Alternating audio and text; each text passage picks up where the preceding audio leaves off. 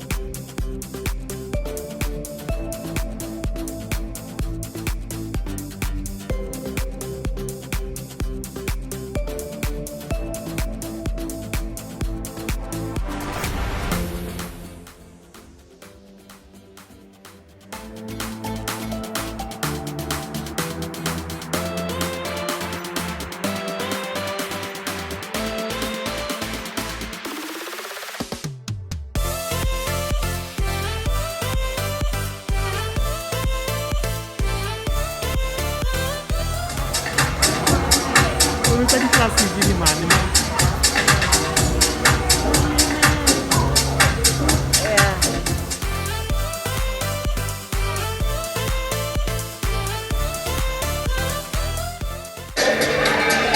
Itu video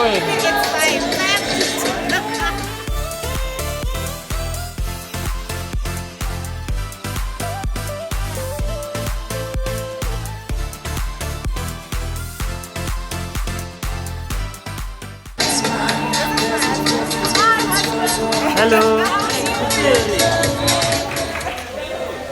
I would like to thank everyone that made this night possible.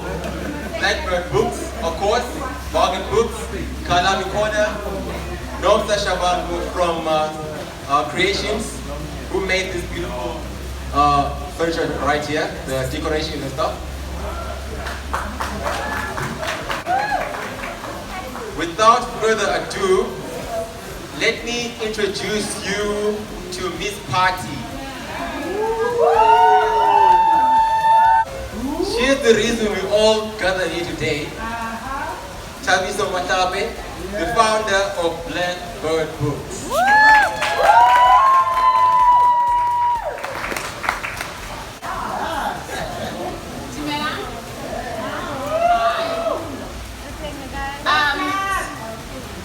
So today is not a book launch, eh? It's not a book launch. I was actually thinking this morning about like when I first started as a publishing intern 10 years ago. And my boss had received like an invitation to go to this book event. And she said, oh, no, fuck no, I'm not going. And then I thought, why would she not want to go to a party? But they exhausting, you know, the normal book launch as it is an exhausting event. So I'm hoping that from now on, every time we gather it's a party and not people talking about social discourse. I'm sorry, no, I don't know why the government is fucked up. I don't know anything. You know, let's just, and the nice thing about most of the people that are gathered here today is it's people that already have Blackbird Books, and it really is a celebration of you guys supporting us. And the fact that we went independent during a pandemic. And that we survived, and I must must thank my team, Tandeka, Sam, Esi, Nsuku. You guys have to deal with a lot every day, a lot of shouting, a lot of screaming, a lot of last minute, instructions. But you guys have really put me through, especially you, Tandeka, who's been holding me down since. I really appreciate you. And my friends who see me beyond the glamour of events like this, who see me on days when I can't wake up. I really appreciate it. I'll say this, I think I've said this before, but Blackbird is as much mine as it is yours. It is as much Mercedes as it is your children's. And I hope it's something that we can all keep alive for them to see when they're grown. It's something that they can talk about in the world. It's something that was created by a mom who was supported by other moms and held down by other moms. This year has been a lot. We have, I think we managed to publish just 3 books this year, new books. So we've survived this whole year solely off of our backlist, which is a very strong backlist. It's a backlist that has authors like Paballo Seipei, whose book is currently at reprinting again. We've got the authors of Born to Kwaito Keo, Esina Gondabeni, and Sihle Mtembu. And then we've got upcoming authors as well that I'll talk about just now. I forgot to thank someone.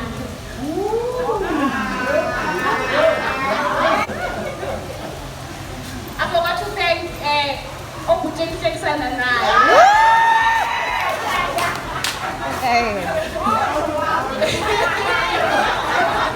because he sees as much of the mess as my friends do. Like, he also sees the days I can't get out of bed, and really supporting as much as my friends are. But I also want to thank, like, a very huge special thank you to Umpile Raili, who's there. Umpile has been our child of March, but the pandemic was hitting. I was looking at the books and we were in the read, and I was not excited at all. And Umpile was doing this countdown on Instagram every single day. And eventually it was her countdown that actually got me excited, So I'm very grateful for you, for the champion, like you are a Blackbird champion. And I really appreciate you so much. And I'm going to thank, even in absentia, the people that are not here, like the cheeky natives, Lorraine Sitole, whom am I forgetting? There's so many people that hold down our books and talk about our books and support us. People that we can't even afford to pay because there's no money enough to say thank you for the work that you do. And so what we've been able to do this year that's different than all the other years that we've functioned is we've been able to build a year before the list of books that we're going to publish in the next year. So when people submit to us now, we say 2021 is closed. And we've got some of the new authors here today, and they're going to talk about what their books are. Rof, I'm going to put you on the spot first because you're late. So Rofiwa, Perfect, Onyeka, please come.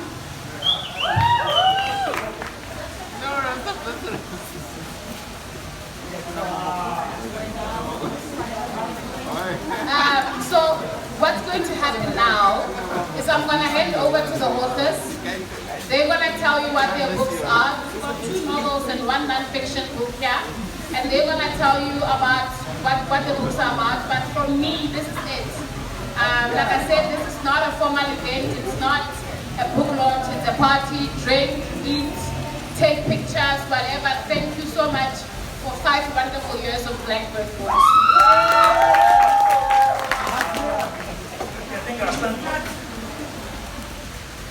Good evening, everyone.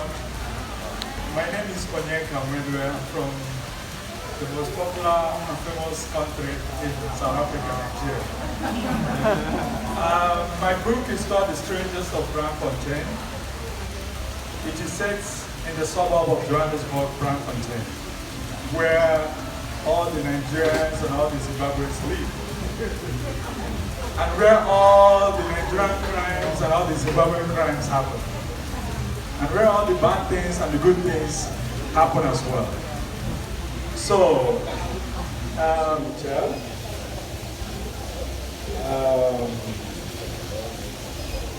I mean, we have stories in the press where we talk about all the bad things that they say my people do in South Africa. So what I did with the book is to reinforce the stereotype. I had to just write the story again. There is no good Nigerian in Strangers of Braamfontein. There is no need to glamorize or make my people look good. Let me just tell you guys, this is what is happening. So if you like, you can come and see it there. And the idea is to entertain South Africans with pidgin English. The idea is to entertain South Africans with the motive and the reasons why we Nigerians are here. And also to say, when we talk about the bad Nigerians, we never remember that people like Hakim, Kazim, Hakim Omotosho, Yowando, they're all Nigerians. We only remember the ones that sold them drugs and trafficked people. But that is not to moralize. I'm not a moralist, I'm only a storyteller. Yeah? And I think the most entertaining thing a storyteller has to do is to pick the things that interest the world. And there is a need for me to reinforce the stereotype that South Africans have about Nigerians to be able to make money. So I think that the more South Africans read Strangers of Braamfontein, they'll be able to tell other South Africans, hey, you need to read this book and know the crimes this guy is committing in this country. So from one person to another, I might be able to sell 1 million copies in a day. So please tell people that the crimes of Nigerians have been translated to a book and they must know about it. Please tell them. But I've come to South Africa to stay. I'm not going home. Keep it as short as possible. My name is Ropiwa Maneta, and for short, I wrote a book called The Man of Fire Corpse. It's about my father's 30 years as a detective. So my dad was a hawk for 10 years of his career. The title was from his first day as a police official. We had to look after a corpse and he didn't have a lighter, so he lit a newspaper and kept it, so he could see what was going on. But if you Google the top cop of Soweto, you'll find someone called Amos Maneta. So that was my father. And it's essentially a book about how people survive police work, like kind of the trauma attached to police work, what it takes to wake up in the morning, maybe see a case and find out someone was hacked to death, investigate that case, and then go back home and be a father. So it's a piece of creative non-fiction. And if you were looking at the news today, you would have seen a case about Palisa Madiba. So she was a UJ student who was murdered for 7 years. She was murdered in 2013. People couldn't find her. It was a cold case when it arrived to my dad's, office. He investigated it. The guy was found guilty today. So it's essentially about my dad's career as a police official. Some of his most infamous cases, and it's a piece of creative non-fiction. I hope you'll all enjoy it when it drops. Thank you so much. Hello everyone, my name is Perfect Kyalami, aka the native who is causing all the trouble. That's not going to end very soon. In fact, I'm just getting warmed up. But we're here for Blackbird Books. Look, Tabiso, I really appreciate Tabiso. My decision to publish my second forthcoming novel, Sanity Prevail, with Tabiso, has been very deliberate and it has been very long-standing. The first time I ever sat down and had a real conversation with her, it was a delight to me to talk to a publisher who instinctively knew the difference between literature and literature. You know, that someone who could get what a literary book is and what other kind of book is. So I immediately knew, you know, okay, look, this is my person, this is my girl. It's been long years because we rewrite and we stretch chapters and we do all that kind of useless stuff. So, you know, I'm really happy to see Blackbird Books independent. I'm really happy to be published next year by Blackbird Books. Sanity Prevail, by the way, is a novel that is set entirely in the psych ward of a government hospital. And that's all I'm gonna tell you about it. So yeah, hopefully meet you with your points when you're buying the book. Meanwhile, I will continue to cause as much trouble as I can. The scene is too stuffy, it's too self-important, the writers are too precious, and what we want it to be is rigorous, passionate, because that's the only thing that's going to get us better writers and the present writers improve, I think. Guys, this is a party. Please grab a drink. There's a bar right there. There's food. There's finger foods right there in the back. We'll be back in 5 minutes' time to say something more. But for now, let's just enjoy ourselves, guys.